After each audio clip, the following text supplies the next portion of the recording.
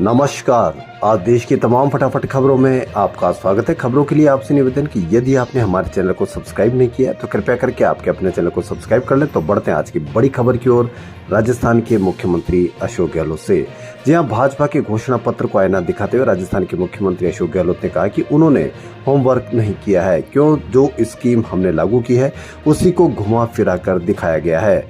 उन्होंने जनता को बहुत निराश किया और इनके घोषणा पत्र में कुछ दम नहीं है। भाजपा के घोषणा पत्र पर सीएम अशोक गहलोत ने अपने ट्वीट में लिखा कि बीजेपी के संकल्प पत्र में वादा सरकारी कर्मचारियों, पेंशनरों और संविदा कर्मियों को आयुष्मान भारत योजना में कवर करेंगे। यानी अगर बीजेपी सरकार आई तो आरजीएचएस बंद होगा। आयुष्मान भारत में सिर्फ 5 लाख रुपए का बीमा अस्पताल में भर्ती होने पर ही मिलता है और ओपीडी एवं दवाइयां फ्री नहीं है। हमारी आरजीएचएस योजना में ओपीडी, आईपीडी दवाएं सब फ्री है। संविदा कर्मियों के लिए 25 लाख का चिरंजीवी बीमा निःशुल्क है। इस संकल्प पत्र में ओपीएस का भी जिक्र नहीं है, जो इनकी मंशा को दिखाता है। अब फैसला आपका है। मध्य प्रदेश में सभी 230 विधानसभा सीटों पर चुनाव लड़ रहे 2533 प्रत्याशियों की किस्मत ईवीएम में कैद हो गई। शुक्रवार को सुबह 7 बजे हुई वोटिंग सुबह होने वाली वोटिंग शाम को 6 बजे थम गई। हालांकि शाम 6 बजे के पहले मतदान केंद्र में एंट्री ले चुके वोटर अब वोट डाल सकेंगे।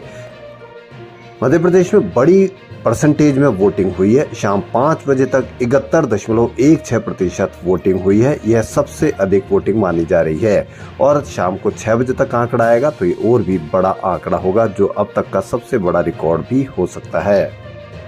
कांग्रेस की राष्ट्रीय महासचिव प्रियंका गांधी ने डूंगरपुर के सागवाड़ा में चुनावी सभा में भाजपा पर जमकर हमला किया। राजस्थान विधानसभा चुनाव के लिए प्रचार पूरे जोरों पर। राजस्थान के सर्दी के मौसम में राजनीति गर्मी है। कांग्रेस महासचिव प्रियंका गांधी ने आज शुक्रवार को कहा कि राजस्थान के डूंगरपुर के सागवाड़ा में कांग्रेस प्रत्याशियों के पक्ष में जनसभा की। इस जनसभा में प्रियंका गांधी भाजपा पर जमकर बरसी, साथ ही अपने पार्टी के कामों के कसीदे पड़े। प्रियंका गांधी सागवाड़ा के बाद चित्तौड़गढ़ में जनसभा को संबोधित करेगी। प्रधानमंत्री जिस खेत में खड़े थे यानी 15 नवंबर को, अब उसी खेत में 19 नवंबर को राहुल गांधी खड़े होंगे। यह पहली बार है जब एक ही जगह दो कांग्रेस और भाजपा आमने सामने होकर उस मंच पर खड़ी होगी।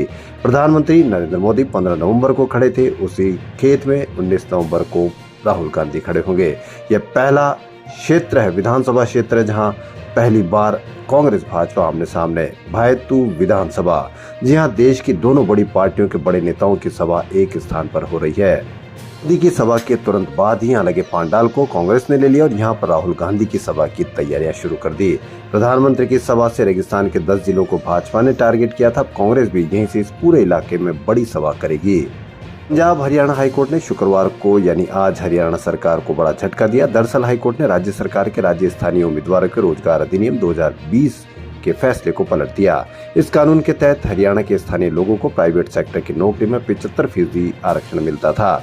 इस कानून के तहत हरियाणा राज्य स्थानीय उम्मीदवार रोजगार अधिनियम 2020 के तहत राज्य के प्राइवेट कंपनियों, सोसाइटियों, ट्रस्ट और पार्टनरशिप फरमाती है। बता दें कि यह भी आरोप लगाया गया है कि अधिनियम टैलेंटों को तवज्जो देने के बजाय उद्योगों के लिए रोजगार संरचना में अराजकता पैदा करेगा। कानून में प्रावधान है कि नए कारखानों या उद्योगों या पहले से स्थापित संस्थानों में 75% नौकरियां हरियाणा के निवासियों को दी जाएगी। तो देश की तमाम फटाफट खबरों में फिलहाल इतना ही। यदि आपको हमारा चैनल पसंद आए तो लाइक, सब्सक्राइब और शेयर अवश्य करें। धन्यवाद।